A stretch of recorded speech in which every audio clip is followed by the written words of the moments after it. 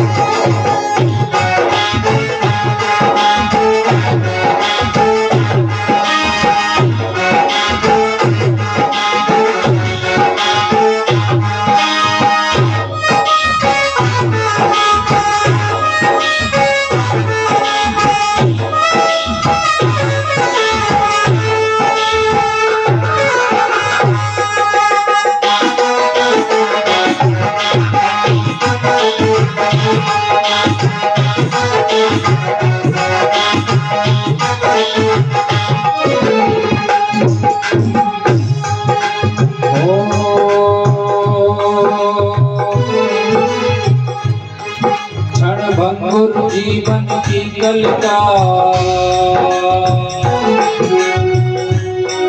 कल प्रात को जान खिली न खिली मदराचल की सुख शीतल मंद सुगंध समीर सुगंध समीर सुगंध समीर काल कुठार लिए फिरता मन नम्र से चोट झिली न झिली रट ले हरि नाम हरि रसना फिर अंत समय में फिर अंत समय में फिर अंत समय में राधे राधे गोविंद राधे राधे गोविंद गोविंद गोविंद राधे गोपाल राधे गोविंद राधे गोपाल राधे राधे राधे राधे राधे राधे राधे राधे राधे गोविंद गोविंद राधे राधे राधे गोविंद गोविंद राधे। कीर्तन में ताली बजाने के मैंने 2 फायदे बताए। ताली बजाने के कौन कौन से बताए? हाँ वो तो उससे तो शारीरिक फायदा है। पहला फायदा तो ये है ही है कि जो मच्छर मक्खी भटक रहे हैं ये चपेट में आ जाने से। दूसरा जो हाथ में दुर्भाग्य की रेखाएं खराब रेखाएं ये कीर्तन में ताली बजाने से ठीक हो जाती हैं। अब बात आई हाथ उठा करके ताली बजाने से। हाथ उठा करके ताली बजाने के फायदे कहते हैं जब द्रौपदी का चीर हरण हो रहा था तो द्रौपदी ने उस सभा में जो ससुराल पक्ष के थे सब बुजुर्ग बड़े बूढ़े बैठे हुए थे, भीष्म पितामह जैसे सब बैठे हुए थे, सबको पुकारा कोई नहीं आया। आखिर में क्या हुआ, अपने पल्लू छोड़ करके दोनों हाथ ऊपर कर दिए और किसको पुकारा, आपके लाज बचाले रे सावरिया, आपके लाज बचाले रे सावरिया, आपके लाज बचाले रे सावरिया। मेरे कोई नहीं संग कोई कर रहे संग मेरे बाबरिया, बाबरिया आपके लाज बचाले रे सावरिया, आपके लाज बचाले रे सावरिया। कहते सगे संबंधियों को पुकारा कोई नहीं आया, कन्हैया को पुकारा हाथ छोड़ करके तुरंत आए चीर बढ़ा दिया, है ना। अब यह द्रौपदी वाली तो कोई बात है नहीं, आप ये प्रार्थना कर लो हाथ उठा करके कि हे भोलेनाथ हम तो आ गए तेरी कथा में, घर का ध्यान रखना, बहू सो ना जाए, दरवाजा खुला रहना जाए, कुत्ता घुस ना जाए। और इधर तो मैया भैंस भी रखती है, भैंस वाली ये प्रार्थना कर लो तो बड्डा खुल ना जाए, जो भैंस चुका ना जाए। हर हर महादेव।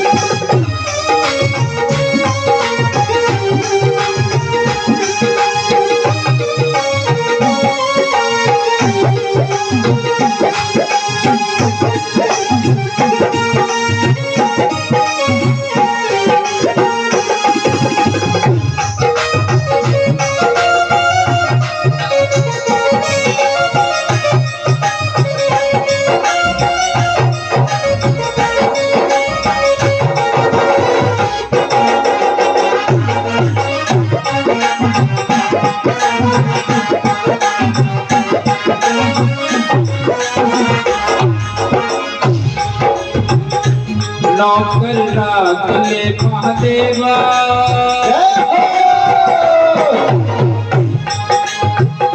नौकर रात ले मर भोला तारो बहुत बड़ो कैलाश,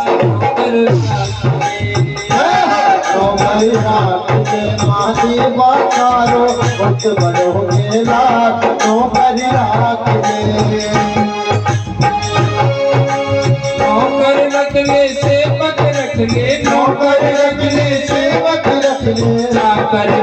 ले नाथ ले नौकर नाथ ले हमारा भोला तारो बहुत बड़ो कैलाश नौकर नाथ ले नौकर नाथ ले हमारा भोला तारो बहुत बड़ो कैलाश नौकर नाथ ले हर महादेव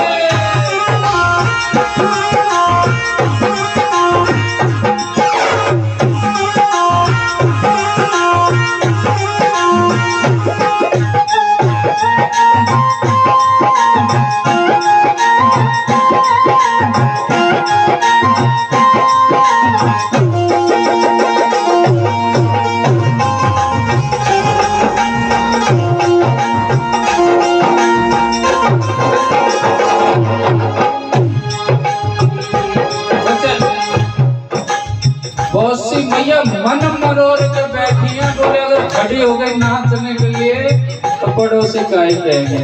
एक बात बताऊं, विवाह शादी में तो सोचते ही नहीं, बेटे का जन्मदिन हो घर में नाचने में वहां तो कोई शर्म नहीं।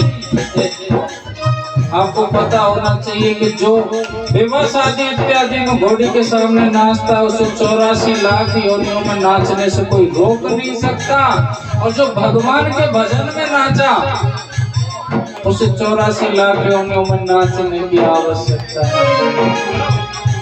मीठे रस से भरोड़ी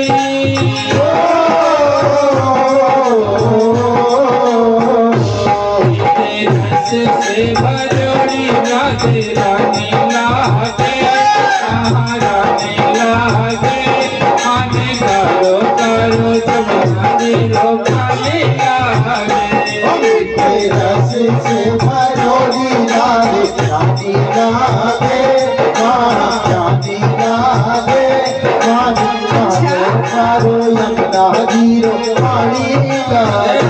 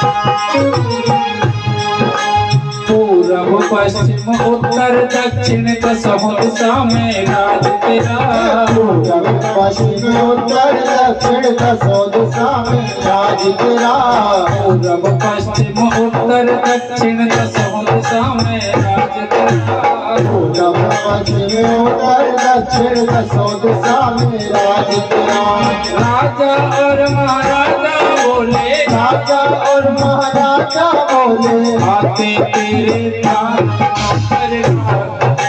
जय हो मारा भोला तारो बहुत बड़ो किला नौकर नाथ ले मारा भोला तारो बहुत बड़ो मेला नौकर नाथ ले नौकर नाथ ले नौकर नाथ ले नौकर नाथ। बोलिए शंकर भगवान की जय हो श्री शिव महापुराण की जय हो नमः पार्वती पते हर हर हर महादेव शंभो। ले मैं तो पता ही भूल गया, यही तो कमजोरी है मेरी। भैया कोई भी भगत बता सकता है कथा कहाँ चल रही थी।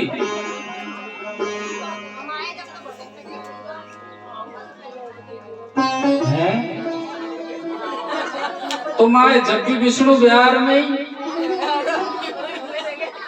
अभी भी विष्णु विहार में चल रही है। 1 घंटा ही तो हुआ, 1 घंटा भी ना हुआ।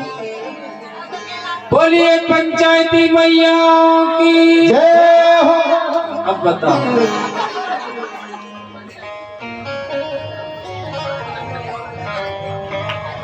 नहीं पता?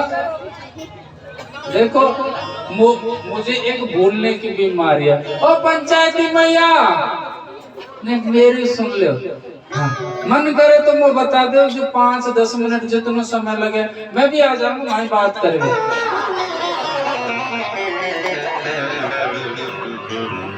मुझे भूलने की बीमारी। हाँ, आप बता दोगे जब कथा आगे चलेगी। हाँ, आज तो खैर ध्यान आ गई मुझे, कल से नहीं आएगी, ध्यान रखना। कथा चल रही थी, महादेव लिंगायत आकृति के रूप में पृथ्वी पर प्रकट हुए थे। द्रौपदी का तो मैं दृष्टांत दे रहा था तो उठाने का। आज आ गई है, कल से नहीं आएगी, ध्यान रखना। बोलिए शंकर भगवान की, श्री शिव महापुराण की। सूत जी महाराज शौनकादि ऋषियों को बता रहे हैं कि ऋषियों, इस जगत में शक्ति तो एक ही है, और वो शक्ति है आदि शक्ति। लेकिन सांसारिक लोग अपने ऐश्वर्य भोग को शक्ति नाम से जोड़ते। संसार में कोई ताकतवर पहलवान हो जाए, बड़ा शक्तिमान है, शक्ति तो माता आदि शक्ति का नाम है, और उसके बराबर कोई शक्ति नहीं हुई। और सत्यता यह है कि वही शक्ति है जो है। एक दुर्दुम नाम का राजा हुआ था, और वो कैसा राजा था? कहते हैं कि बिना गुरु सेवा, गुरु चरण सेवा, भगवत सेवा के अगर कोई पद प्रतिष्ठा अगर मिल जाए तो वो हमेशा विनाशकारी होती है, क्योंकि उसको अनुभव तो होता नहीं है, बिना मेहनत के मिल जाता है। जैसे पूंजीपति अरबपति बाप का बेटा हो, वो कभी भी उस धन का महत्व नहीं समझ सकता। पिता ने किस प्रकार कमाया है और वो उसका दुरुपयोग करेगा, उसी प्रकार पद प्रतिष्ठा और सम्मान में है। एक दुर्दुम नाम का राजा, राजा का पद होता है सबसे बड़ा। उसका आदर, उसका जो आदेश है वो प्रजा को पालन करना होता है। उसका आदेश राजा का सर आंखों पर होता है। लेकिन राजा कुछ और ही वस्तु को शक्ति समझ चुका था।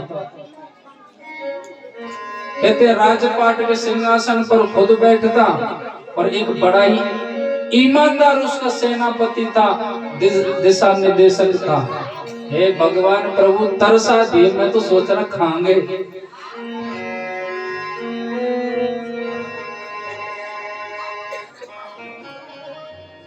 कहते हैं जो राजाएं होते हैं, आज इस देश का राजा कौन है? प्रधानमंत्री जी। उनका आदेश सबको मानना होता है, लेकिन बिना मेहनत के, बिना किसी संघर्ष के एक दुर्दुम नाम का राजा बना था। और कहते हैं उस राजपाट को चलाने के लिए, जैसे आज की भाषा में कहते हैं अकाउंटेंट, सुपरवाइजर, ऐसे होते थे। हर फैसला राजा के सामने उस सलाह को रखते, राजा को समझाते, उसके बाद में प्रजा पर लागू करते। लेकिन दुर्दुम राजा जो था, उसका सेनापति बहुत ही ईमानदार और प्रजा का पालक था।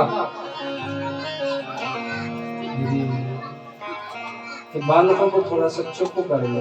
अरे बेटा, ये कुर्सी हमेशा लड़ाई करवाती है, बड़े हो चाहे छोटे। बेटा कुर्सी पर नहीं बैठना, नीचे बैठो। भौआ ले जाएगा, भौआ। अरे लाला पिज्जा मंगाऊंगा। वो बालक उदम करने डरा था, तो जल्दी सुनिए। बोलिए शंकर भगवान की। कहते हैं जो दिशा निर्देशक था उस राजा का जो कार्यभार संभालता था, बड़ा ही ईमानदार और शिव का परम भक्त था। उसने प्रजा में इस प्रकार से शासन बना रखा था कि उस प्रजा में कोई भी दुखी नहीं रहता था। लेकिन राजा को बिना किसी मेहनत के राजा का पद मिल गया, दुर्दुम राजा को, तो वो उस पद का, उस गद्दी का अपमान करने लगा। हर वक्त तो मदिरा में लीन रहता था। अगर कोई प्रजा का व्यक्ति अपने परिवार के साथ मिलने के लिए आया, उसके दर्शन करने के लिए, या कोई अपनी समस्या उसके सामने रखने के लिए आया, और सत्यता है कि परिवार का मुखिया जो होता है, राजा भी मुखिया ही है, कोई समस्या होती है तो मुखिया के पास जाया जाता है। कोई अपने परिवार को लेकर के उसके पास पहुंच गया तो उस परिवार को कहते हैं वो बड़ी घृणा भरी, अश्लील भरी निगाहों से देखता और कहते उस परिवार में विघन डाल देता, पति पत्नी को अलग करवा देता। ऐसा दुष्ट प्रकार का वो राजा था।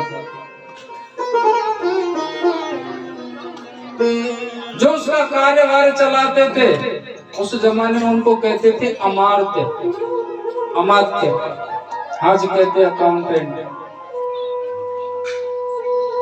उन्होंने कहा राजन ये ठीक नहीं है, तो कहते एक परम यशस्वी एक संत था। ये संतों ने राजनीति शुरू से ही चलाई है, खूब किए, शासन किया है अच्छा, और शिव का भक्त था। लेकिन वो इस राजा को दंड देना चाहता था, कोई बचपन की बात थी उसकी। क्योंकि जो राजा होते हैं ना, इनको इस सिंहासन का नशा इस प्रकार होता है कि ना तो ये भगवान को भी अपनी प्रजा समझते हैं, साधु संतों को तो ये कुछ और ही समझते हैं। जबकि शास्त्रों में कहा गया है साधुओं से बड़ा दर्जा तो परमात्मा का भी नहीं है। स्वयं परमात्मा ने कहा है बड़े भाग्य जब जानियो मिल गया वे संत, और संतन को मिल वो करे सब कष्टन को। अगर हमको कहीं संत मिल जाते हैं दर्शन करने के लिए, या संत हमारे दरवाजे पर आ जाएं, तो हम बड़े भाग्य हैं, भाग्यवान हैं। क्योंकि संत मिलन एक ऐसा है कि अगर जीवन में संत मिलन होता है तो भगवंत मिलन भी होकर के रहता है। संतों का अपमान नहीं करना चाहिए। मैं तो अपने जयपुर में देखता हूँ साहब, कोई संत आ जाए दरवाजे पे, वो कुछ खाने के लिए एक दो रोटी मांग ले, अच्छा आज आ गया, अरे खूब अट्टा कट्टा, कमाई नहीं कर सकता क्या? इस ज्ञान को नहीं देना चाहिए। मानते हैं कि ऐसे लोगों के पास में ज्ञान भरपूर भरा होता है, लेकिन हमारे शास्त्र कहते हैं कि भगवान भक्त के यहाँ जब भी आए, संत स्वरूप में आए या ब्राह्मण स्वरूप में आए, इससे अलावा तीसरा रूप नहीं लिया भगवान ने। पता नहीं भगवान किस रूप में हमारी परीक्षा लेने के लिए आ जाए।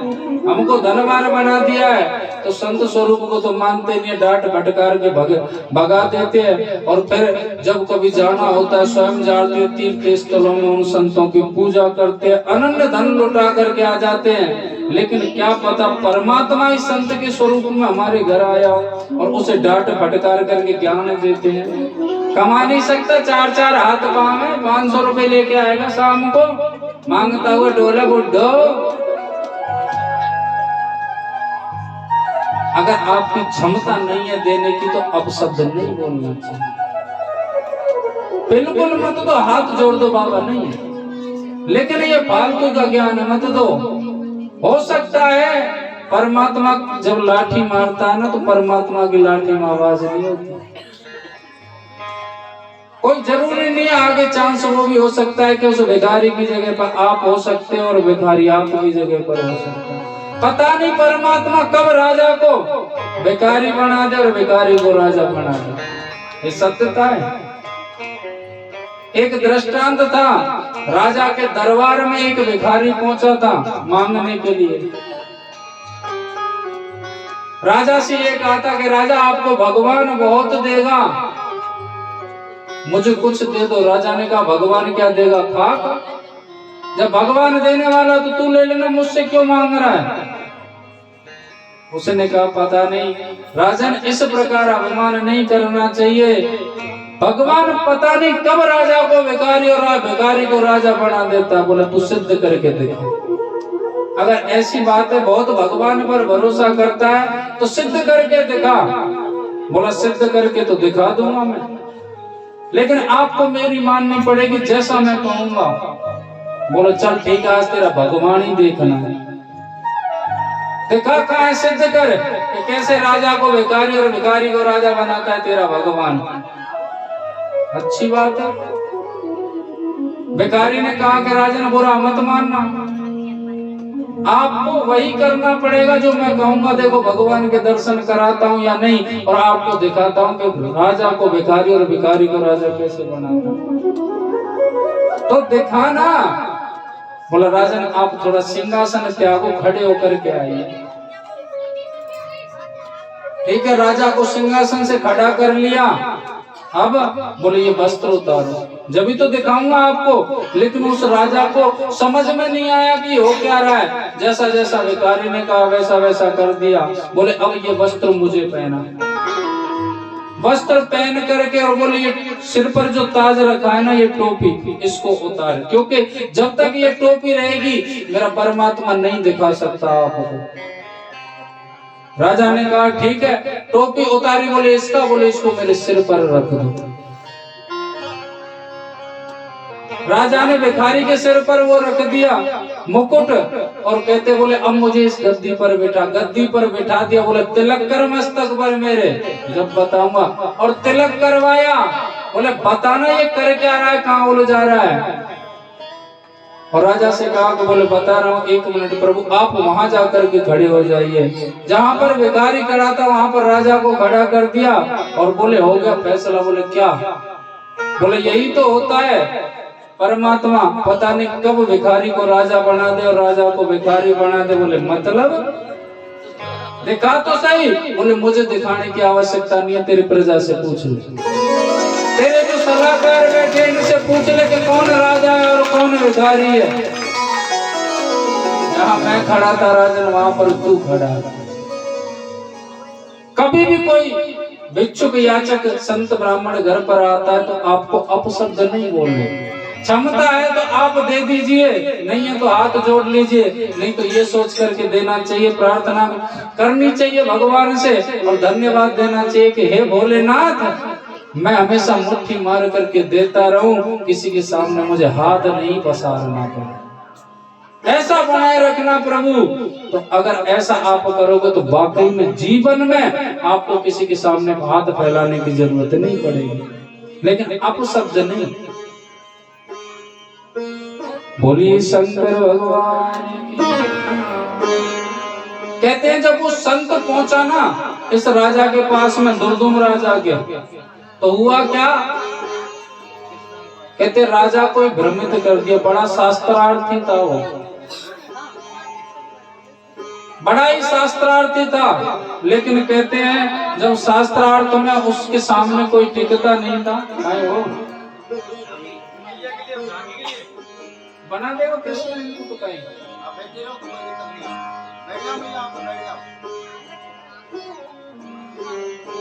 वहां पर वह कूट ना दे कृष्णा है वो। बहुत खतरनाक छोरी है।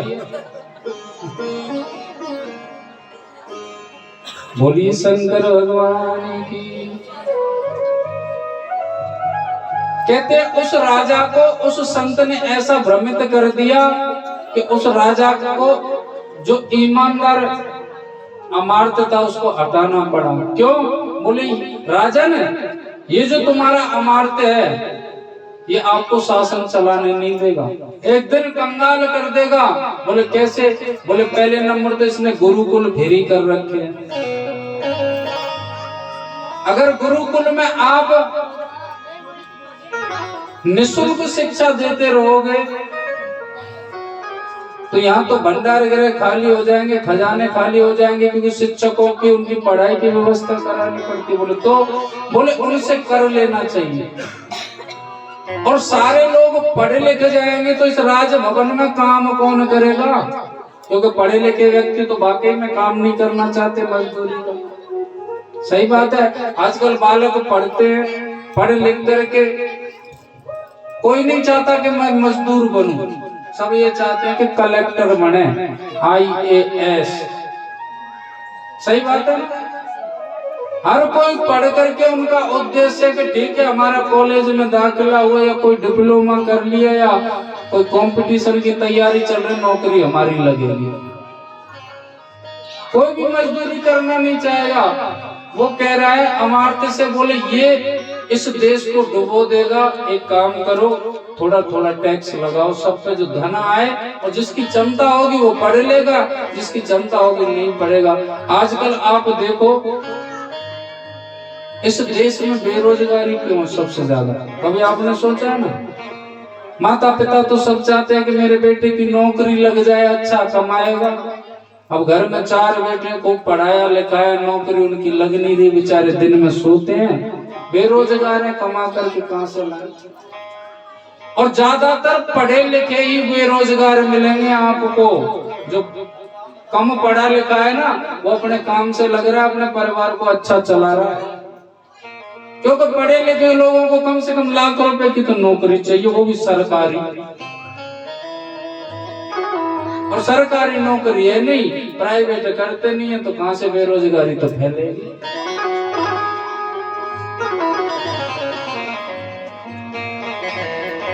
एक बार 2 बुजुर्ग बैठे हुए थे, बचपन के मित्र थे, आपस में हाल चाल पूछ रहे।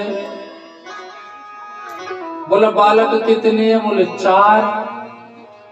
एक दूसरे का परिचय पूछा, बोले क्या क्या करते हैं? उसने कहा बोले बड़ा बेटा तो इंजीनियर है, दूसरा GNM कर रहा है, डॉक्टरी की तैयारी कर ली, कंप्लीट हो गई।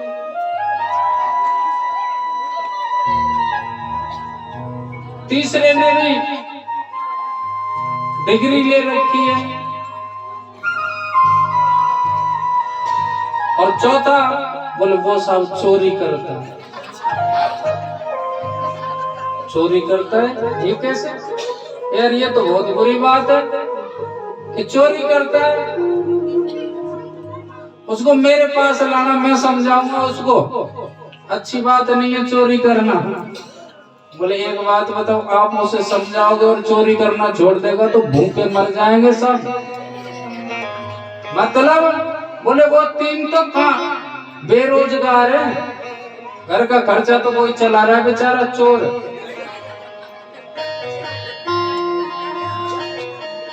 तो पढ़े लिखे लोग ही बेरोजगार है, और काम करने के लिए तो काम करने वालों के लिए कभी काम की कोई कमी नहीं है, खूब कम काम ही काम है, लेकिन उनको चाहिए सरकारी नौकरी अच्छी। और ऐसा कभी हो नहीं सकता कि हर व्यक्ति उस काम को करे। हर काम के लिए हर व्यक्ति की आवश्यकता होती है। तो कहते हैं उस राजा ने उस प्रकार भड़का दिया उसको,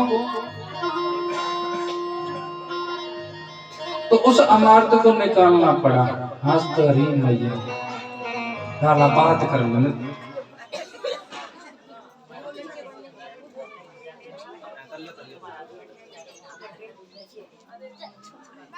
कैमरा घुमा सर।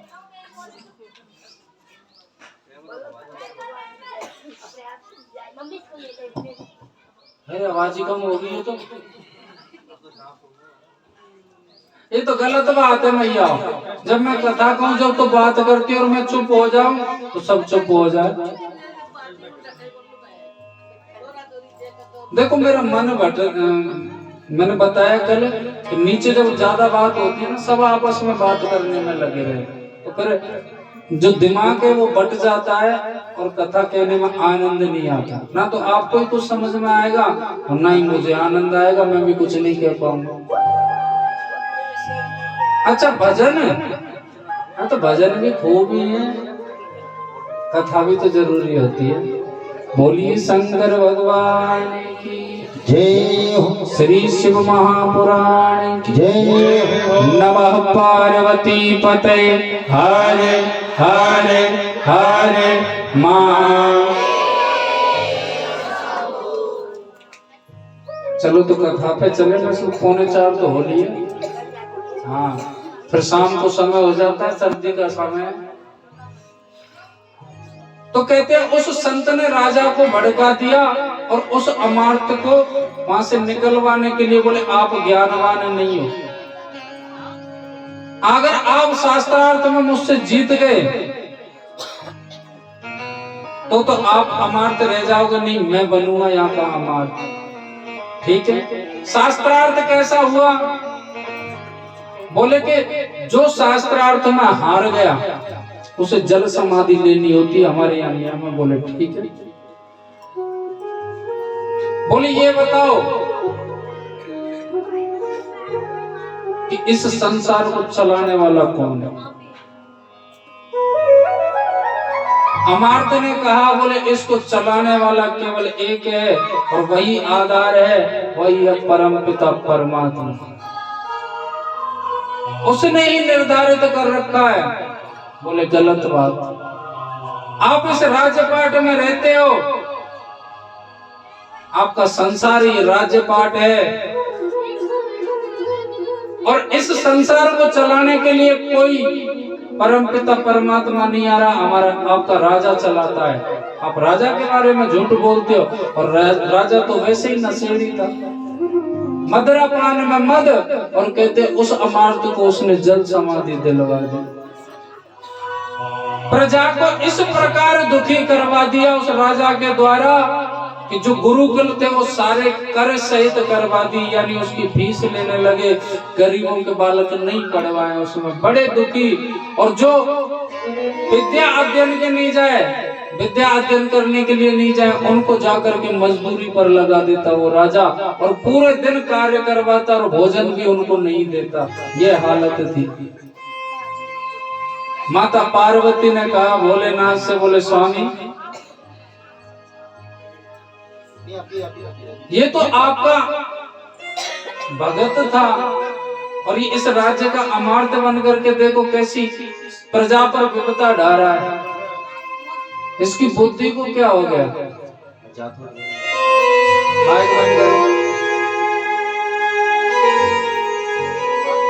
ये कैसी विपदा ढा रहा है? कम से कम इसकी बुद्धि को तो ठीक कीजिए। कहते हैं ये स्थिति करवा दे कि उस नगर से अगर कोई बाहर जा रहा है तो धन दे करके जा, कोई बाहर का व्यक्ति आ रहा है तो धन दे करके प्रवेश करेगा, ऐसा माहौल और बड़ा ही कष्टमय। भोलेनाथ ने कहा बोले पार्वती हमको चलना चाहिए इनके मध्य में। बोले कैसे प्रवेश करेंगे? माता पार्वती के बोले प्रभु आप जानो कैसे प्रवेश करोगे, लेकिन ये जो हो रहा है वो प्रलय कालीन है, इसलिए चल करके उसके राज्यपाट की स्थिति ठीक कीजिए। तो कहते हैं भोलेनाथ ने एक ब्राह्मण का वेश बनाया, विद्वान ब्राह्मण का, और माता पार्वती को साथ लेकर के और उस नगर में पहुंच जाते हैं। तो द्वारपाल जो घर का बाहर का, जो राज्य का बाहर का दरवाजा था, सीमा थी, वहां पर पहरा दे रहे। जैसे ही महादेव और माता पार्वती प्रवेश कर करके जा रहे, बोले और रुक भाई कहाँ चला? बोले हमको आपके नगर में जाना है। बोले यार जाने के लिए कर लगता है। कर मतलब? बोले कुछ धन हो तो दीजिए और जाइए। बोले कितना धन देना है? बोले 10 सोने की मोहरें, सोने की 10 मोहरें चाहिए, उसके बाद प्रवेश करोगे। महादेव बोले भैया 10 सोने की मोहर तो नहीं है। तो बोले मेरे पास में एक सोने का ये सिक्का जरूर पड़ा है, इसके अलावा कुछ नहीं है। द्वारपाल बोले एक काम करो, इसको अपने पास रख लेंगे, राजा को नहीं बताऊंगा। राजा को बताएंगे नहीं, एक ही व्यक्ति तो है और ये धर्म पत्नी, किसी को क्या पता चल रहा है इतने बड़े नगर में। और सही बात है, एक आदमी अगर हमारे नगर में आ जाए तो किसी की क्या पता चल रही है कौन आया। बोले ये जो सिक्का है अपने पास रख लेंगे, क्या मतलब, सोने का है। महादेव से कहा, बोले ठीक है लाइए और जाइए जल्दी। वो दे करके महादेव ने जैसे ही अपनी झोली में से हाथ डाल करके बोले लो, बोले कोई देख लेगा झोले में डाल ले। घोड़े पर बैठा हुआ था बेचारा, जैसे झोले में डाला, हाथ में लटका हुआ था झोला, झोले समेत ही नीचे आ गया, क्योंकि वो सिक्का इतना भारी था कि उन सब लोगों को मिल करके भी वो नहीं उठ सका। वो उसमें लग गए जब तक महादेव पहुंच गए। उन सभी लोगों को समझाया कि आप जाकर के अपने बालकों को गुरुकुलों में जाकर के शिक्षा अध्ययन करवाओ, शिक्षा ग्रहण करवाओ, क्योंकि शिक्षा के बिना जीवन अधूरा है। और शिक्षा एक ऐसा धन है कि इसको जितना बांटोगे उतना बढ़ता है, ये घटता नहीं, खर्च नहीं होता। इसको तो जितना बांटा जाए उतना ही बढ़ता रहता है। गांव के लोगों ने कहा, बोले ब्राह्मण देवता हम क्या करें, गुरुकुल के जो गुरुजन हैं वो धन मांगते, हमारे पास धन ही नहीं है, कहां से जाए, कहां से भेजा अपने बालकों को। कहते हैं महादेव ने उन गुरुजनों से, सभी गुरुकुल के जो गुरुजन थे उनसे भेंट की, मिले, उनको समझाया, तो उन गुरुजनों ने एक ही बात कही, बोले आप जो कह रहे वो सही कह रहे, लेकिन राजा को पता चल गया तो हमको भी जल समाधि में लगा देगा। बड़ा ही दुष्ट राजा है। महादेव माता पार्वती से पूछते हैं सारे से, बोले क्या करना चाहिए। बोले स्वामी आप जो करते हो हमको खुद नहीं पता, स्वयं नहीं पता, आप करने वाले क्यों, क्या करने वाले हो, हम खुद नहीं समझ सके, क्या बताया आपको, लेकिन जो करोगे आप अच्छा करोगे, मुझे इतना विश्वास है। महादेव ने कहा, बोले कोई बात नहीं, वो गुरु लोग नहीं पढ़ाते, इनको शिक्षा ग्रहण नहीं कराते, तो इन सब के लिए जिनके पास धन नहीं है मैं उनको शिक्षा ग्रहण कराऊंगा। महादेव ने उन सभी बालकों को लेकर के अध्ययन कराना प्रारंभ कर दिया। अध्ययन ऐसा प्रारंभ कराया कि धीरे धीरे बात राजा तक पहुंच गई। बोले ऐसे ऐसे कोई ब्राह्मण बाहर से आया है और बालकों को शिक्षा ग्रहण करा रहा है, और ये राज्य के लिए अच्छी बात नहीं है। माता पार्वती बोली आप तो प्रभु एक बात बताओ, आप तो इनको शिक्षा देने में लग जाते हो, मैं यहाँ बैठी हूँ तो मैं भी कुछ ऐसी लीला करूं जिससे लोगों का शक नहीं हो। आश्रय तो उनको रहने के लिए मिल ही गया नगर में, तो कहते हैं एक जिसके घर रहती थी वो माताएं काम पे जाती थी, जैसे आज आंगनबाड़ी होती है ना, ऐसे राजाओं के वहां पर कार्यशाला हुआ करती थी, जहाँ अनन्य प्रकार के कार्य हुआ करते थे, वहां जाती थी महिला वर्ग काम के लिए। तो राजाओं के यहाँ माता पार्वती भी उनके साथ जाने लगी। तो राजा के जो वस्त्र थे, इस राजा के जो वस्त्र थे वहीं से तैयार होकर के आते थे, और इन्होंने एक ऐसा चित्र बनाया उस वस्त्र पर, कहते उस वस्त्र को देख करके राजा मोहित हो गया। बोले ये किस स्त्री ने बनाया है, पता चला बोले ऐसे ऐसे नहीं आई है काम के लिए, बोले बुलाओ उसको। दूत लेने के लिए गए, सभी माताओं ने मना कर दिया, लेकिन वो माता पार्वती नहीं पहुंची। सत्यता ये कि वो जानता ही नहीं था ये है कौन। उसने अपनी शक्ति का प्रयोग किया, जो बाहर बने जो दिखती है इस शक्ति का, अपने दूतों को भेजा जबरदस्ती, लेकिन नहीं गई। उसको ये नहीं पता था कि तू अपनी शक्ति का प्रयोग कर रहा है, वो आदि शक्ति है, उससे बड़ी कोई शक्ति नहीं है। राजा स्वयं पहुंचा और कहते हैं अपनी रक्षा करने के लिए माता आदि शक्ति को किसी की क्या आवश्यकता है। अपना विकराल रूप बनाया और उसे राजा को दंड दिया। कहते हैं इसको जो शक्ति का अभिमान था, मद का अभिमान था, वो चूर चूर हुआ। जब आकर के महादेव ने समझाया कि रे दुष्ट, तू राजा तो बना, लेकिन तुझे ये नहीं पता कि राजा का दायित्व क्या होता है। राजा हर संकट सह करके अपनी प्रजा का भला करता है। प्रजा एक परिवार होता है और परिवार का जो राजा होता है वो मुखिया होता है और मुखिया का दायित्व तो बनता है कि प्रजा में यानी परिवार में कोई भूखा नहीं सोए, किसी भी प्रकार की कोई दिक्कत ना हो। आपने देखा होगा घरों में एक मुखिया होता है, पूरे परिवार का ख्याल रखता है। उस परिवार को चलाने के लिए चाहे कैसी भी कंगाली आ जाए, अपने परिवार को खुश रखेगा, खुद फटे वस्त्र पहनेगा स्वयं, लेकिन बालकों की हर इच्छा पूर्ति करेगा। मुखिया नाम जरूर छोटा है साहब, लेकिन इसका जो दायित्व बहुत बड़ा है। आज तो घर ऐसे हो गए साहब कि हर घर में जितने सदस्य उतने ही मुखिया हैं, और जिस घर में एक से ज्यादा मुखिया होते हैं वो घर कभी चलता नहीं है। जैसे एक गाड़ी होती है ना, गाड़ी में बैठे तो लोग बहुत सारे होते हैं, लेकिन चलाने वाला ड्राइवर होता है। अगर उस बस में सभी बैठने वाले अगर ड्राइवर बनेंगे तो होगा क्या?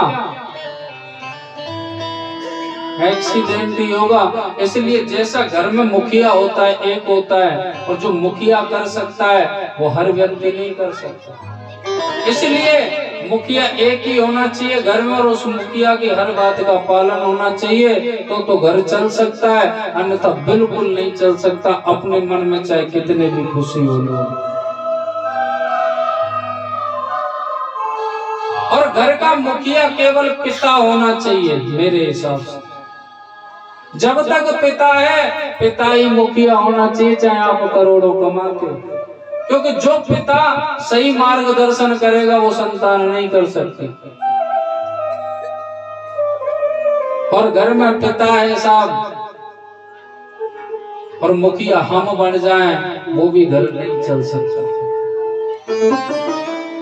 क्योंकि बालक थोड़ा सा समझदार हो जाता है ना, तो अपने पिताजी से जब उस पिता से जवान लड़ाने लग जाता है जिस पिता के सामने वो कभी पढ़ता ही नहीं था डर के मारे, उससे कहने लग जाता है कि कोई बात आ जाए, बोले पिताजी आप समझ नहीं रहे हो,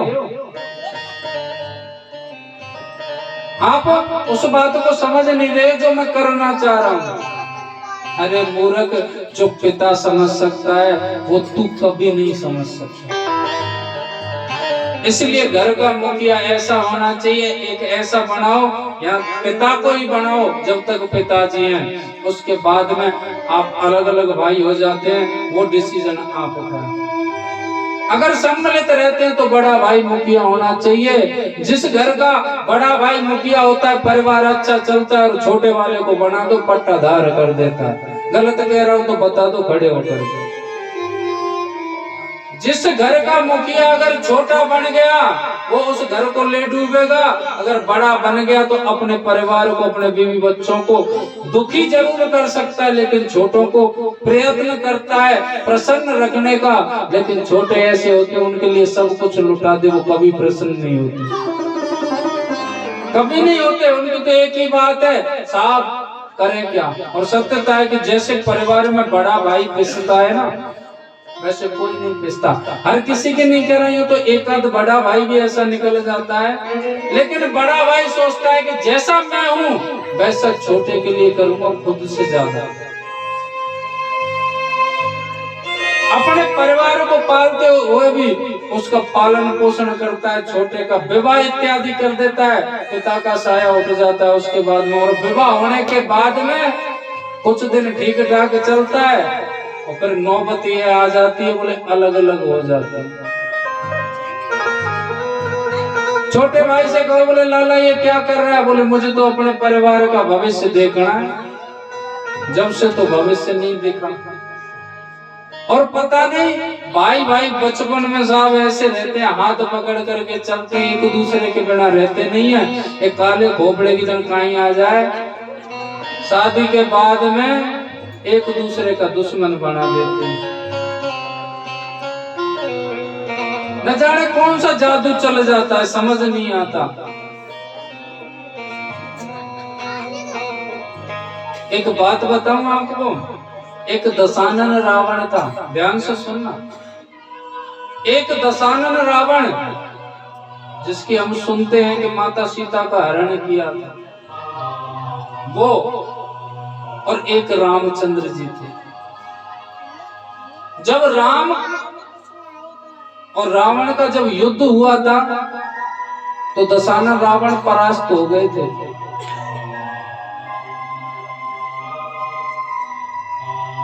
रामचंद्र जी ने लखन जी से कहा, बोले लक्ष्मण एक बात बताऊं तुमको, इस दशानन रावण जैसा विद्वान इस सृष्टि में ना तो हुआ है ना भविष्य में होगा। अगर कुछ मिल जाए अच्छी बात है तो तुरंत जाकर के ले आओ। लेकिन लक्ष्मण तो शेष अवतार थे, अभिमान कूट कूट करके भरा था। दशानन के पास में पहुंचे जहां वो रणभूमि में पड़ा हुआ है और सिर की ओर खड़े होकर के प्रणाम करते हैं। दशानन ने नहीं ली, लौट करके आ गए। बोले तुम कह रहे थे भैया कि इतना बड़ा प्रकांड है, विद्वान है, फलाना ढिकाना, उसने प्रणाम तक नहीं ली, काय का विद्वान है। रामचंद्र जी के लिए बोले लखन ऐसा हो तो नहीं सकता कि तूने प्रणाम किया हो और दशानन ने प्रणाम नहीं लिया हो नहीं सकता। ये बता तेरी स्थिति क्या थी जब तूने प्रणाम किया। बोले मैं सिर की तरफ खड़ा था। बोले मूर्ख आदमी, बड़ों को सिर पर चढ़ के प्रणाम किया जाता है क्या? तू चरणों की तरफ खड़ा होता और देखता प्रणाम लेता या नहीं लेता। दोबारा भेजा, लखन को प्रणाम लिया। दशानन रावण बोले कहो लखन भैया किस लिए आए। बोले भैया ने भेजा था आपके पास में। बोले आपसे मैं बाद में बात करूंगा, पहले आपके भैया से बात करूंगा। मैं रामचंद्र जी से बात करना चाहूंगा। पहले रामचंद्र जी आए, प्रणाम किया, आयुष्मान भव आशीर्वाद दिया दशानन रावण ने रामचंद्र जी को। और एक ही बात पूछी। बोले प्रभु मुझे सिर्फ एक बात पूछनी है। बोले कहिए। बोले युद्ध तुम जीते हो या मैं जीता हूं, यानी जीत तुम्हारी हुई है या जीत मेरी हुई है। ये रावण कहता है श्री रामचंद्र जी से। तो लखन भैया तड़क करके बोलते सबको पता है जीत हमारी हुई है। बोले नहीं लखन, जीत तुम्हारी नहीं हुई है, जीत मेरी हुई है। जो जीते जी लंका में कदम नहीं रखने दिया तुम लोगों को, तुम्हारे भाई श्री राम को जीते जी लंका में कदम नहीं रखने दिया। और सांसारिक दृष्टि से आप कहो कि जीत आपकी हुई है लखन भैया, तो मैं बिल्कुल मानता हूं। उसमें कारण है, जीत तुम्हारी इसलिए हुई है प्रभु श्री राम कि आपका भाई आपके साथ था और मेरा भाई मेरे साथ नहीं था। अगर मेरा भाई मेरे साथ होता तो पूरा ब्रह्मांड उतर के आ जाता देवलोक से, तो मुझे परास्त नहीं कर सकता।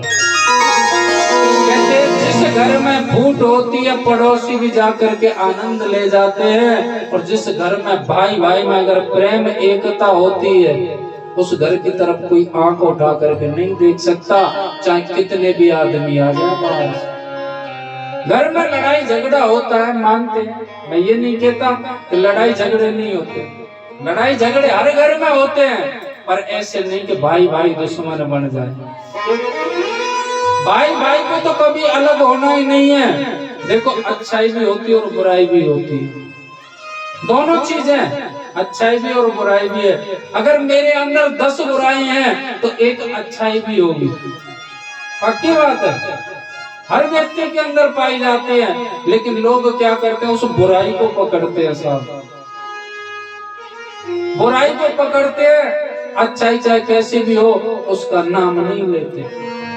अगर आप अच्छाई देखोगे तो बुराई नजर नहीं आएगी, अगर बुराई खोजोगे तो अनन्य बुराई बुराई नजर आएंगे, आपको अच्छाई नजर नहीं आएगी। दूसरे की तरफ हम एक उंगली करते हैं कि तुझ में ये कमी है, तो जो हमारा शरीर का अंग है ना, हमारा हाथ, इसमें 4 उंगलियां होती हैं।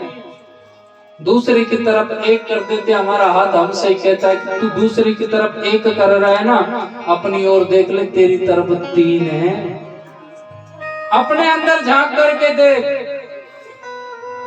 लेकिन लोग अपनी कमी नहीं देखते, दूसरे की कमी देखते हैं, इसलिए वाद विवाद बढ़ता है। और विवाह के बाद में ऐसी स्थिति क्यों आती है? मैं ये नहीं कहता कि पत्नी की बात नहीं माननी चाहिए, बिल्कुल माननी चाहिए। दूसरा घर छोड़ करके आई है, आपके पीछे आई है, और किस लिए आई है?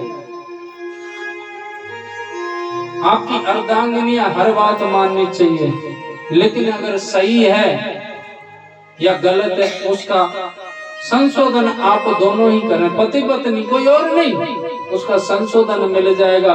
लेकिन आवेश में किया हुआ फैसला, जल्दबाजी में फैसला किया हुआ, वो हमेशा गलत होता है। और जो स्त्री अपने मायके से ज्यादा संबंध रखती है वो हमेशा जीवन में दुख पाती है। जो अपने पति के घर को घर ना समझ करके पिता के घर को अपना घर समझ करके चलती है, वो जीवन में कभी सुखी नहीं रह सकती। और जो अपनी ससुराल की छोटी मोटी बातों को अपने मायके में पहुंचाती है, वो कभी सुखी नहीं रह सकती। क्योंकि बेटी का घर विवाह से पहले पिता का घर है, और विवाह के बाद में चाहे कैसा भी पति का घर हो, टूटा फूटा, असली घर उसका वही है। पिता के घर से डोली उठती है और पति के घर से अर्थी उठती है। इसलिए मैं ये नहीं कहता मायके से मोह मत रखो, बिल्कुल रखो साहब, जन्म दिया है माता पिता ने, लेकिन उतना नहीं कि आपका घर बिगड़ जाए।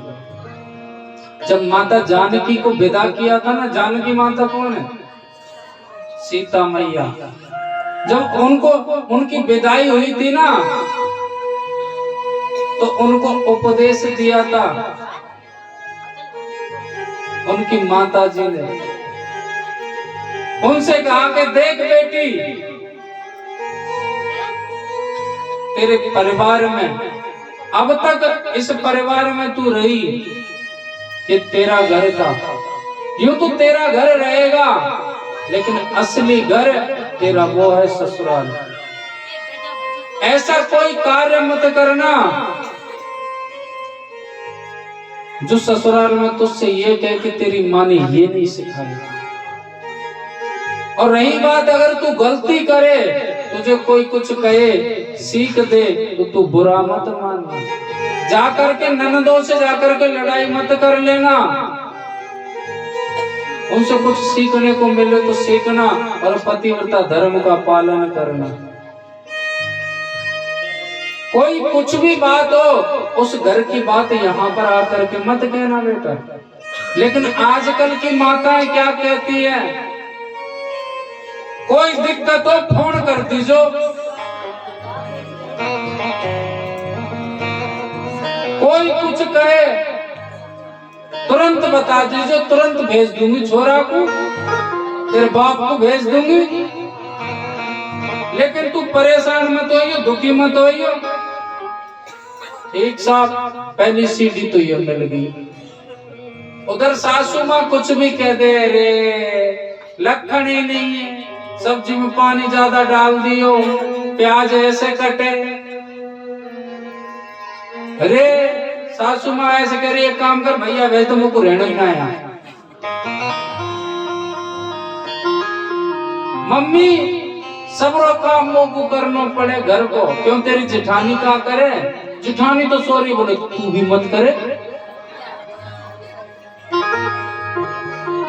जिस बेटी का रिमोट मायके में होता है, अक्सर घर उनके बर्बाद पाए जाते हैं।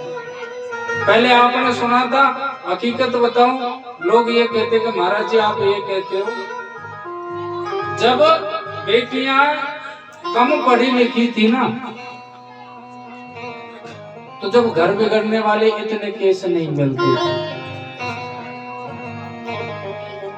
एक और बात कि जो बेटियां आज भी पढ़ी लिखी हैं, ग्रेजुएट हैं, उनके भी घर नहीं बिगड़ते। घर के बिगड़ते हैं, 12वीं पास हो या बीए कर रखी हो या 10वीं कर रखी हो, अरे पढ़ी लिखी झाड़ी थोड़ी ना लगाऊंगी।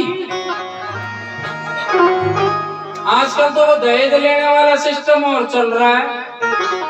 अरे साहब, छोरा का संबंध तय हुआ 40 लाख में, फोर व्हीलर मिल रही है, बड़े खुश होते हैं। जब आके बहू उनका अलग कर, चल अलग कर। अरे तुझे रोटी बनानी पड़ेगी। बोले क्यों बनाऊंगी, नौकरानी रख ले।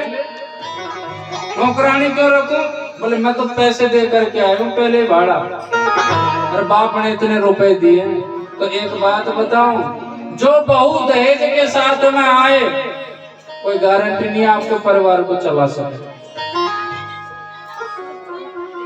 बहू के साथ धन नहीं देखना चाहिए। आप तो लक्ष्मी स्वरूप बहू बुलाओ ना। बहू लक्ष्मी का स्वरूप होती है। लक्ष्मी मान करके उसको घर में पूजो, आपके घर को स्वर्ग बना देगी। दहेज के साथ में तो ज्यादातर बेलखड़ियां में, सही बात है ना। दहेज के साथ में कोई गारंटी नहीं, ये समझो चाइना को माल। इसलिए सुयोग्य बहू देखो, लक्ष्मी स्वरूप देखो, धन की कामना मत करो। परमात्मा से यही प्रार्थना करो कि प्रभु बहू दे तो घर को ऐसे, धन नहीं चाहिए, बहू ऐसी होनी चाहिए जो घर को स्वर्ग बना डाले। नहीं तो धनवान धन लाते हुए बहू नरक बना देते हैं, घर को किसी मतलब का नहीं है। घर उन्हीं के ज्यादा बिगड़ते हैं जो अधूरी पढ़ी लिखी है। हम पढ़े लिखे हैं, हम पढ़े लिखे हैं, कार्य नहीं करती। पढ़ी लिखी तो अच्छा संभाल रही। तो कहने का मतलब यह है कि भाई भाई का जो विस्तार है, भाई भाई का जो प्रेम है, वो कोशिश करें कि हमारी वजह से दूर दूर ना हो। क्योंकि हमेशा भाई साथ रहता है, भाई काम आ सकता है, बाहर के लोग काम नहीं आ सकते। घर बिगड़ना जब प्रारंभ हो जाता है कि घर में 6 भाई हैं और घर चलाने के लिए बाहर वालों की सलाह लेनी पड़ रही है। बाहर वाले चाहे कितनी भी अच्छे सलाह दे लें आपको, लेकिन उससे घर नहीं चल सकता। और घर में एक मंदिर जरूर होना चाहिए, जिससे जो नेगेटिविटी होती है ना, नकारात्मक ऊर्जा, उस मंदिर के जरिए, पूजा पाठ के जरिए वो निकलती रहती है। भगवान का नाम स्मरण होता रहता है। हो तू तो डूबा हुआ तर जाएगा, हो तू तो डूबा हुआ तर जाएगा। ओ बंदे राम राम राम राम। सब चैनल दे। तू तो डूबा हुआ तर जाएगा, तू तो डूबा हुआ तर जाएगा। बंदे राम राम राम राम गाएगा, बंदे राम राम राम राम गाएगा। तू तो डूबा हुआ तर जाएगा, वो तो डूबा हुआ तर जाएगा। बंदे राम राम राम राम गाएगा, वो बंदे राम राम राम राम गाएगा। अरे महादेव।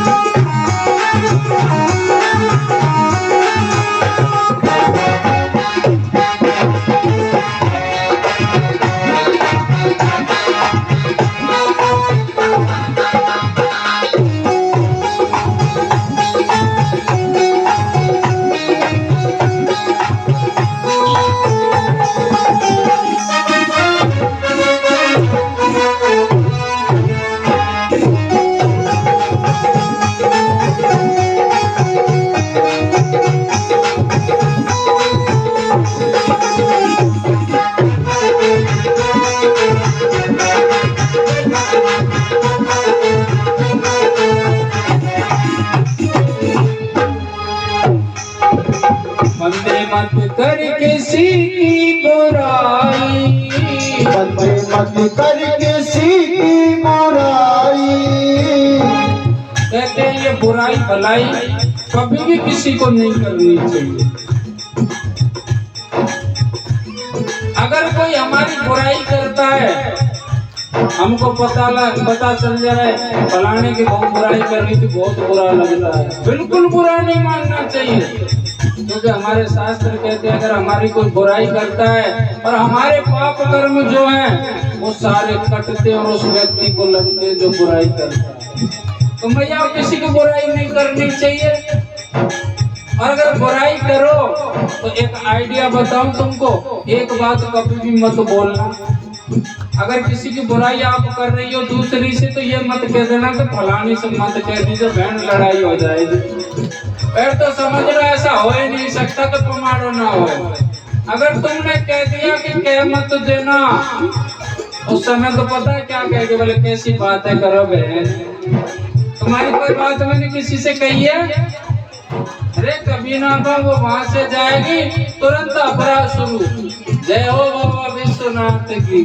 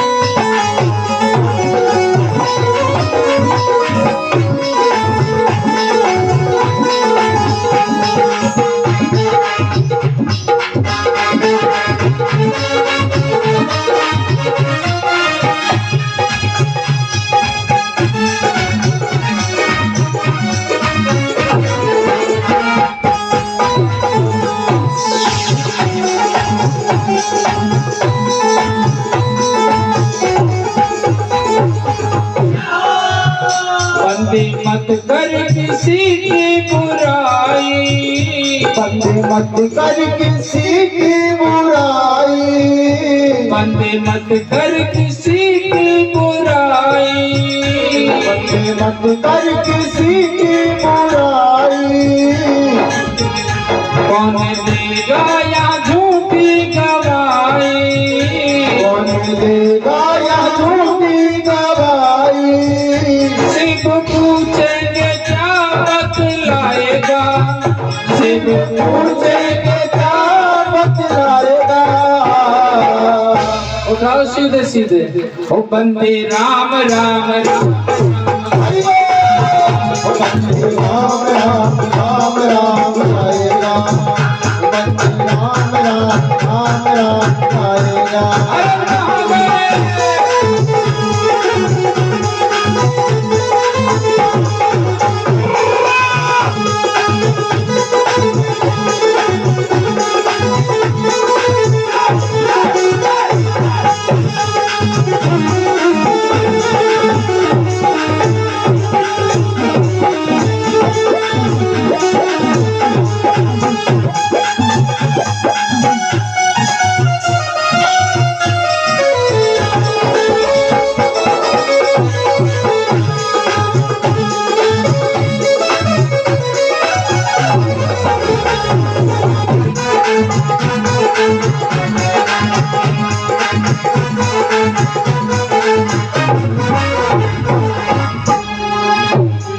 कहते हैं कि बुराई भलाई किसी की नहीं करनी चाहिए, ये साथ नहीं जाती। साथ कहते हैं ये नरदेह में आकर के व्यक्ति अभिमान करने लग जाता है, मैं ये हूं मैं वो हूं। ये काया कभी भी किसी के साथ नहीं जाती। ये मानव जो देह है ये काम भी किसी नहीं आती, कम से कम इससे अच्छी तो जो पशु की काया है, पशुओं का शरीर कम से कम मरने के बाद वो तो काम आ जाता है, मनुष्य का तो शरीर किसी काम नहीं आता। इसकी केवल 3 गति होती है, फेंक दोगे तो जानवर खा जाएंगे, जमीन में गाड़ दोगे तो कीड़े खा जाएंगे, और जला दोगे तो राख बन जाएगी। इस 3 के अलावा नरदेह की मनुष्य शरीर की गति नहीं होती। इससे अच्छी तो कम से कम पशुओं का शरीर है, जो उसकी चमड़ी है वो काम आ जाती है साहब जूता बनाने के लिए। पशु मर करके भी काम आए, पशु मर करके भी काम आए, पशु मर करके भी काम आए, पशु मर करके भी काम आए, तेरा तन भी भस्म हो जाए, तेरा तन भी भस्म हो जाए, तेरा नामो निशान मिट जाएगा बिलिया, तेरा नाम निशान मिट जाएगा। बंदे राम राम गाएगा, राम राम राम राम गाएगा, तुमको डूबा हुआ तर जाएगा, तो डूबा हुआ तर जाएगा, तो डूबा हुआ तर जाएगा, तो डूबा हुआ तर जाएगा। बंदे राम राम।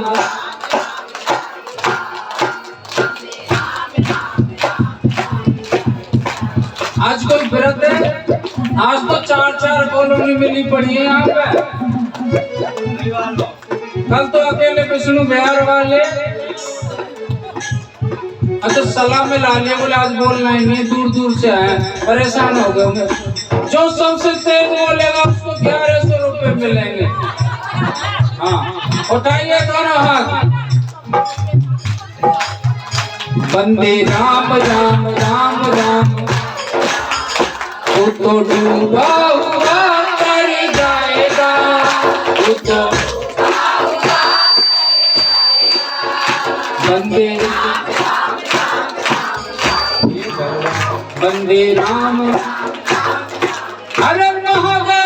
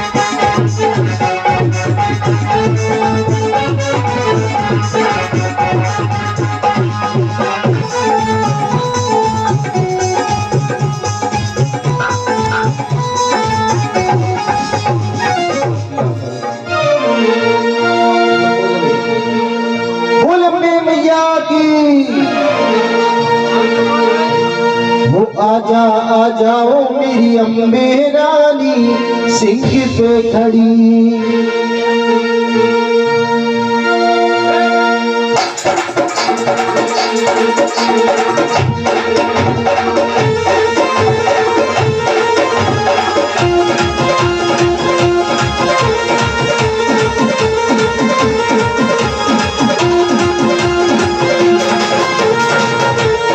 आ जाओ मेरी अम्बे रानी नहारी पे खड़ी।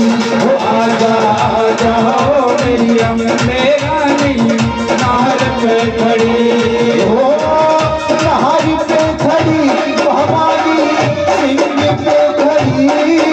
वो नहर पे खड़ी हमारी सिंह पे खड़ी। वो आ जाओ दिल से रोवानी खड़ी। वो आ जाओ मेरे रोवानी नहारी पे खड़ी।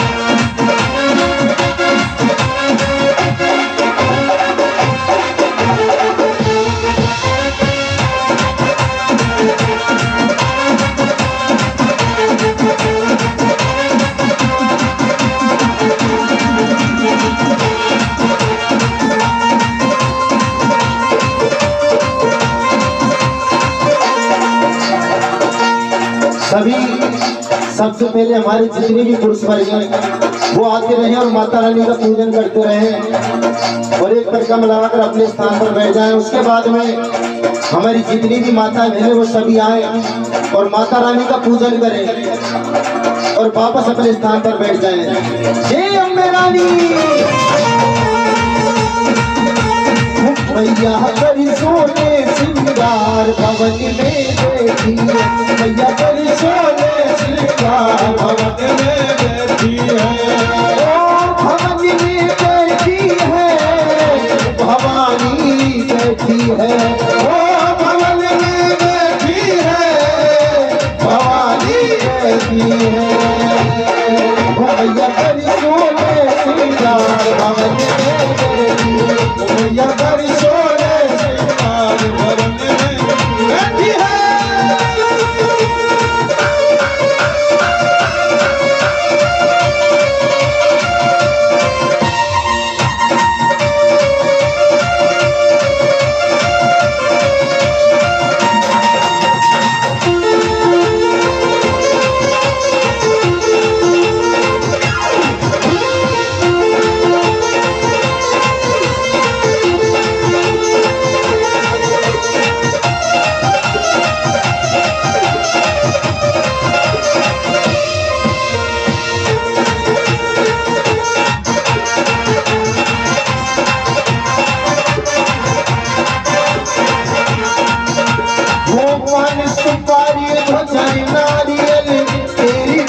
चढ़ाई है, पान सुपारी ध्वजा नारियल तेरी भेंट चढ़ाई है, वो आ जाओ मेरी अम्बे रानी काहे देर लगाई है, वो आ जाओ मेरी अम्बे रानी काहे देर लगाई है, वो आए के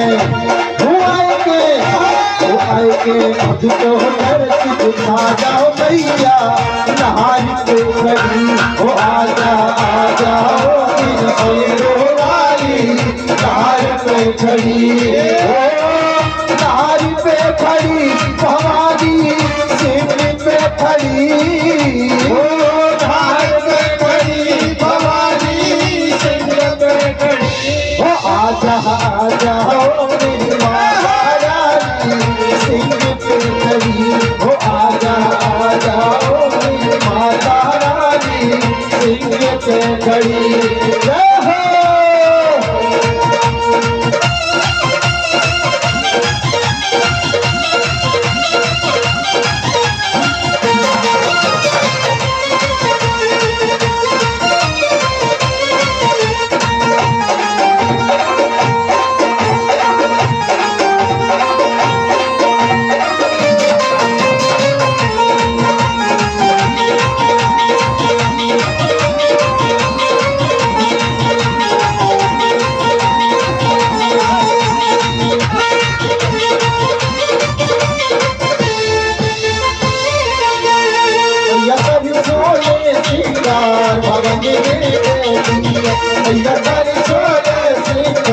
भवन में बैठी है, वो भवन में बैठी है, भवानी बैठी है, वो भवन में बैठी है, भवानी बैठी है, मैया कर सोले श्रृंगार भवन में बैठी है, मैया कर सोले श्रृंगार भवन में बैठी है।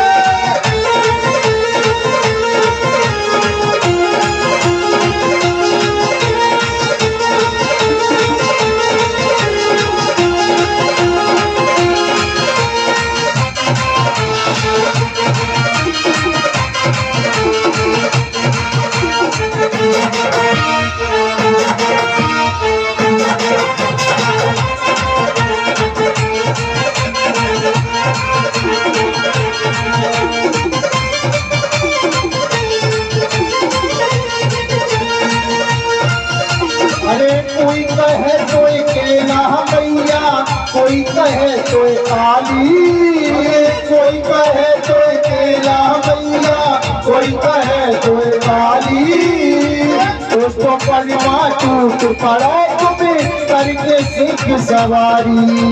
ओ दोस्तों पर माँ टूट पड़ा तुम्हें करके सिंह सवारी। ये करने वो करने सबका ही उधार भवन भैया कर सोले सेवा भवन में रहती है। वो भवन में बैठी है भवानी सखी है। वो भवन में बैठी है भवानी सखी है।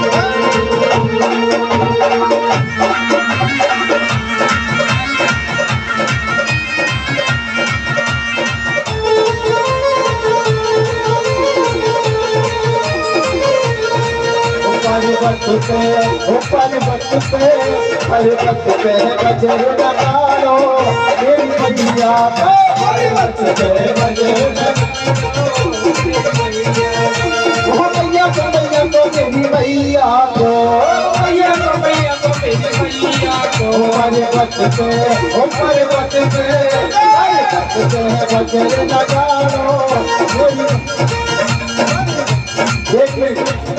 भैया आरती से पहले कोई भी प्रसाद ना बांटे। जब तक आरती ना हो कोई भी प्रसाद ना बांटे और कोई भी भक्त अपने घर को ना जाए।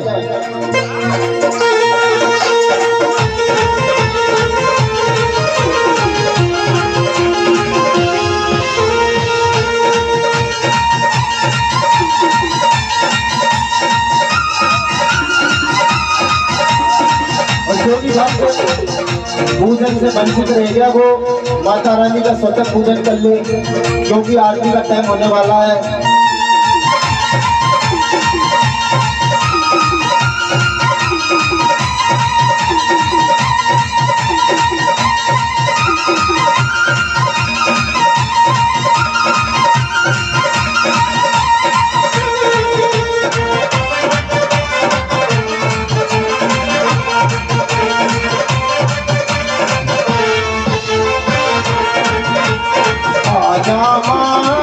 आजा माँ एक बार मेरे घर आजा माँ, आजा माँ एक बार मेरे घर आजा। ओ मैंने मन मंदिर में भैया तेरी जोत जगाई, मेरे मंदिर में भैया तेरी जोत जगाई। हाँ मैंने मन मंदिर में भैया तेरी जोत जगाई, मेरे मन मंदिर में भैया तेरी जोत जगाई। करके सिंह सवारी माता तुम्हारी मामाई। आजा माँ एक बार मेरे घर आजा माँ,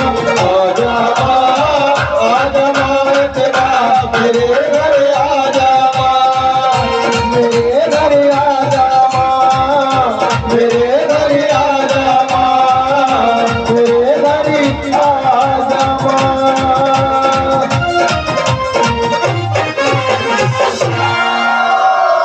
बोलिए अम्बे मात की।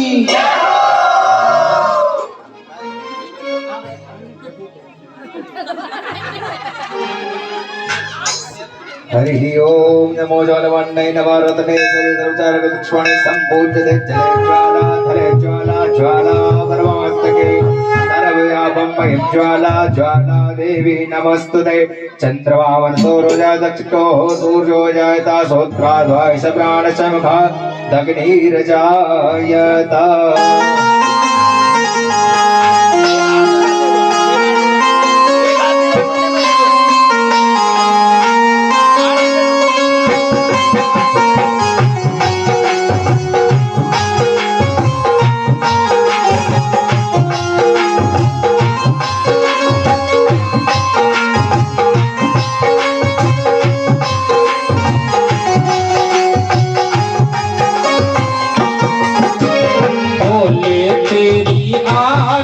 त्रिपुरारी तेरी आरती सारा संसार करेगा हाथ जोड़ के। बोले तेरी आरती त्रिपुरारी तेरी आरती सारा संसार करेगा हाथ जोड़ के। बाबा तेरी आरती शिव शंकर तेरी आरती सारा संसार करेगा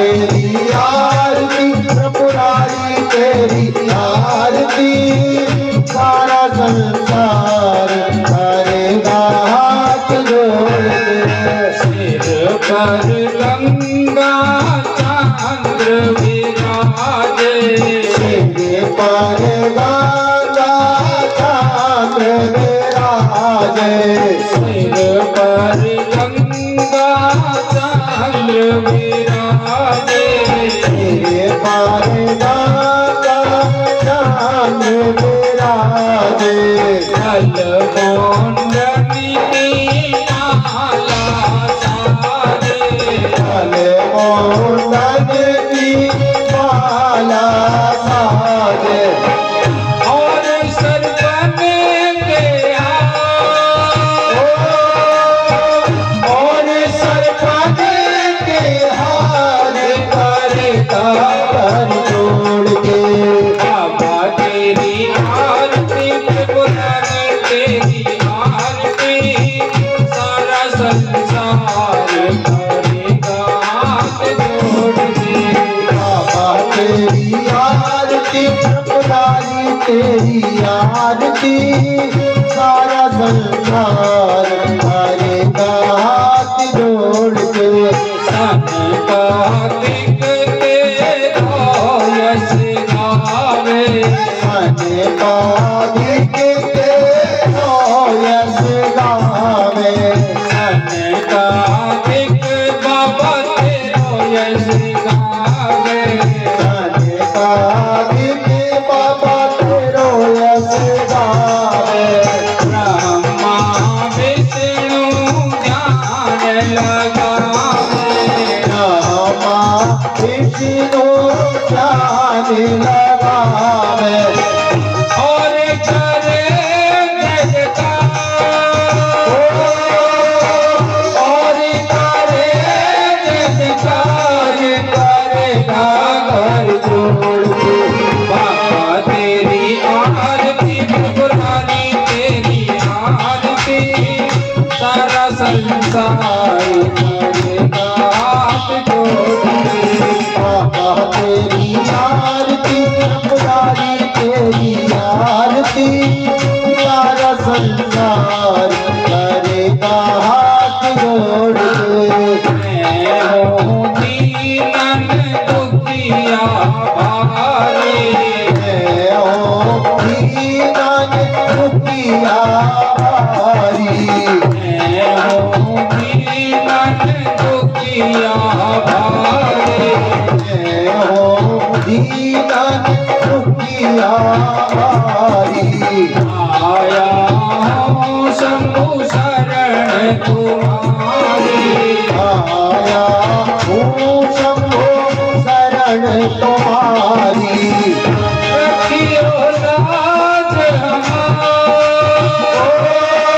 रखियो लाज हमार करेगा कर जोड़ के बाबा तेरी आरती पुरानी तेरी आरती सारा संसार करेगा हाथ जोड़ के बाबा तेरी आरती पुरानी तेरी आरती सारा संसार करेगा हाथ जोड़ के प्रेम सहित जो आरती गावे प्रेम सहित जो आरती गावे प्रेम सहित जो आरती गावे प्रेम सहित जो आरती गावे भोले शंकर के पद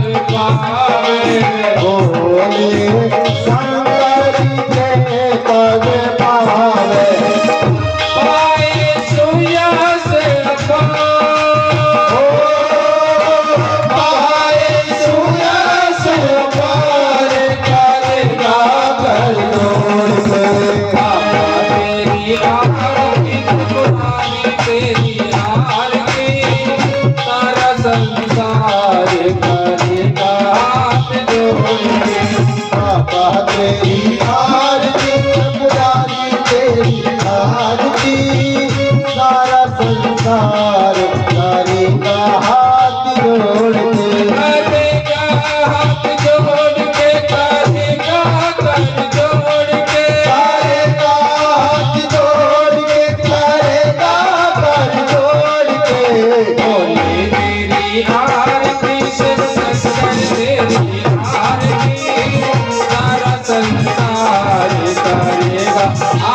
जोड़ के तेरी आरती अपनारी तेरी आरती सारा संसार करेगा हाथ जोड़ के बोल गौरम करुणावतारम संसार सारम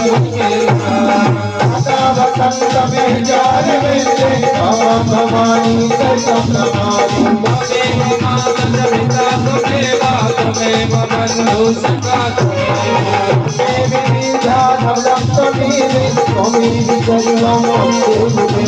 बोले तेरी आरती शिव शंकर तेरी आरती सारा संसार करेगा हाथ जोड़ के तेरी आरती शिव शंकर तेरी आरती सारा संसार करेगा हाथ जोड़ के हाथ जोड़ के हाथ जोड़ के करेगा हाथ जोड़